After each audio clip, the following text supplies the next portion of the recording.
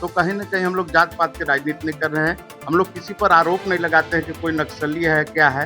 ये लोकतंत्र की खूबसूरती कहा जाए इसको कि सब चुनाव लड़ते हैं, वोट देना है जनता को और जिसको जनता चाहेगी वो मेयर बनेंगे और हमको भी स्वीकार होगा जिसको जनता चाहेगी। नमस्कार, आप देख रहे हैं कैपिटल न्यूज। मैं हूं प्रफुल्ल गिरी। पलामू में मौसम का मिजाज बिल्कुल बदला हुआ है। पारा नीचे जा रहा है। आज पूरे राज्य में, पूरे प्रदेश में पलामू सबसे ठंडा जिला रहा। लेकिन यहाँ नगर निगम चुनाव को लेकर जिस तरीके से मौसम ठंडा है, लेकिन राजनीतिक मामले में यहाँ की सियासत गर्म हो रही है। हर चौक चौराहे पर अब सिर्फ लोग हाथ नहीं सेक रहे हैं, बल्कि कौन किसके तरफ जा रहा है, कौन चुनाव में आ रहा है, ये सब चर्चा हो रही है। और हम लगातार नगर निगम में जो बतौर महापौर प्रत्याशी आने वाले हैं, उन लोगों के बारे में आपको जानकारी दे रहे हैं। और एक और नया नाम तेजी से अब उभर रहा है। वो नाम है जिला परिषद रही कुशवाहा रानो देवी का। और इस वक्त रानो देवी से हमारी मुलाकात नहीं हो सकी, लेकिन उनके जो प्रतिनिधि रहे थे और उनके पति हैं अजीत मेहता, जो कुशवाहा समाज के जिला अध्यक्ष हैं, उनसे हमारी बात अभी होगी। स्वागत है आपका कैपिटल न्यूज पर। बहुत-बहुत धन्यवाद सभी कैपिटल न्यूज़ जो देख रहे हैं श्रोतागण। लगातार आप सुर्खियों में रहते हैं कई मामलों में, और जो यहाँ का क्षेत्रीय जब कोई भी घटना होता है उसमें भी आपकी सहभागिता होती है। अचानक से आप कूदते हैं और पूरे माहौल को गर्म कर देते हैं। निगम चुनाव में क्या स्टैंड है? जिस तरीके से आजू-बाजू से ये सुनने को मिला, तो हम सीधा आपसे जानना चाहेंगे कि निगम चुनाव लड़ने के लिए रानो देवी की क्या तैयारी है? देखिए पहला सवाल आपने किया कि आप किसी भी समस्या होता है तो आपने दौड़ते हैं। हाँ, तो कुशवाहा समाज, खासकर पलामू के लोग शिक्षित और संगठित हैं और अपना जो है जात के प्रति हम लोग नहीं, पूरा जमात, जिला, स्टेट को हम लोग देखते हैं। अब जब-जब विपत्ति पड़ते हैं, तब तक हम लोग आगे आते हैं हमारा समाज। हमारा सीधा सवाल और सीधा जवाब चाहिए आपसे। चुनाव में आना है या नहीं? देखिए, रानो देवी।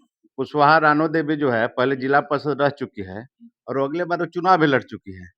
5-6 हज़ार लगभग वोट आया था और कहीं न कहीं वो तेज़-तराज है, अपने आप सक्षम है। तो जितना भी आप डाल्टनगंज में देख रहे हैं, मेदिनीनगर में, कि पत्नी के नाम के पीछे निवेदक पति का है, लेकिन आप पहले भी पर्ची निकाल के देखिए, कुशवाहा रानो देवी एक खुद पढ़ी-लिखी महिला है, इंडिपेंडेंट। पढ़ी-लिखी महिला है और निर्णय खुद लेती है। तो हम चाहते हैं कि जैसे हमको भी पता है कि 1 सप्ताह के अंदर सभी वार्ड का बैठक करके वो खुद से निर्णय लेगी, चुनाव लड़ेगी कि नहीं लड़ेगी। जहाँ तक लोगों का जो जमावड़ा अभी हो रहा है कि लड़ना चाहिए, क्योंकि वोट भी आया था, सक्षम भी है और उनके साथ जो महिला लोग का टीम है, बहुत एक्टिव है और सचमुच वो लड़ेगी तो विकास की गंगा मेदिनीनगर में बहेगी। बाकी निर्णय उन पर खुद लेगी वो। अब घर में जो बात होती है, आप रहते तो घर में ही होंगे, तो मन बन रहा है। देखिए, हम ये नहीं चाहते हैं कि महिला सशक्तिकरण की बात करते हैं हम, कि बैसाखी की ज़रूरी किसी को पड़े। हुँ।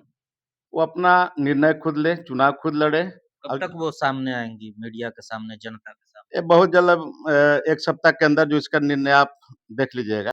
निगम क्षेत्र की हम बात करें, पहले भी आप चुनावी मैदान में रहे हैं, लगातार आप सक्रिय राजनीति भूमिका में रहते हैं, तो निगम की राजनीति में आप क्या देख रहे हैं? सबसे बड़ी समस्या क्या है?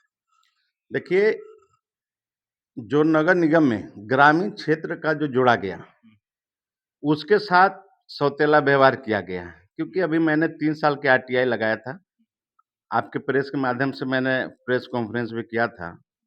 उसमें शहर का 80% जो पैसा विकास के रूप में जो आया, जैसे में कि आपका नक्शा का पैसा हो, चाहे आपका अवैध रूप से जो वसूली हुआ कि आपने निर्माण किया है, तो 80% पैसा कहाँ से आया? ग्रामीण क्षेत्र से। जैसे में आपका गुरियाही, पोखराहा, बारलोटा जो ग्रामीण क्षेत्र से शामिल हुआ था। लेकिन उसका विकास कहाँ हुआ? 20% आया आपका शहर से और 80% आया ग्रामीण क्षेत्र से। लेकिन जस्ट उल्टा हुआ, विकास शहर का हुआ 80% पैसा का, अब 20 नहीं 5% भी पैसा का ग्रामीण क्षेत्र में विकास में सौतेला व्यवहार किया गया। एक तरह से दोहन किया गया हम लोग के।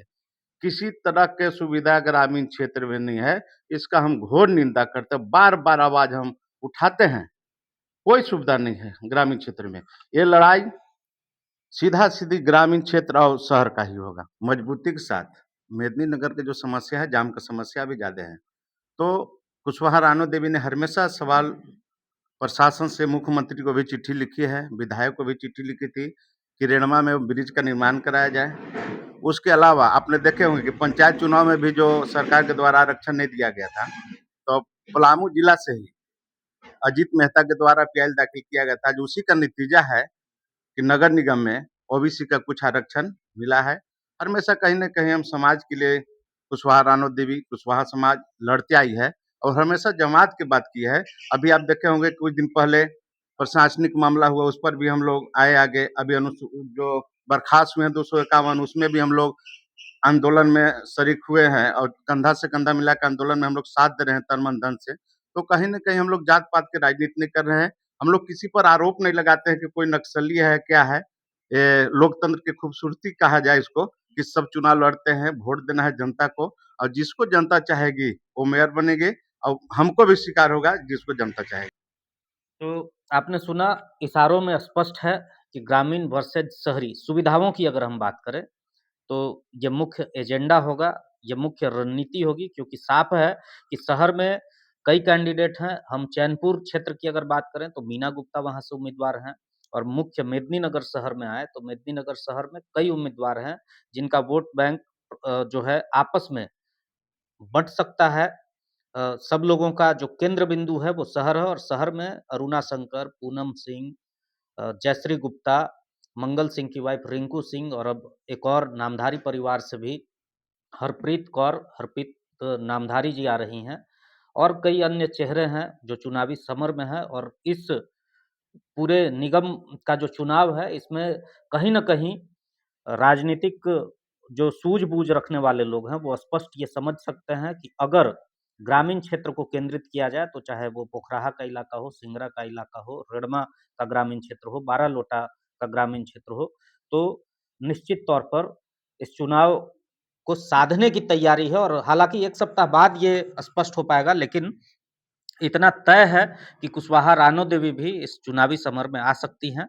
आगे क्या कुछ होगा, इससे हम आपको अवगत कराएँगे। आप लगातार निगम से जुड़ी सारी अपडेट के लिए देखते रहिए कैपिटल न्यूज़।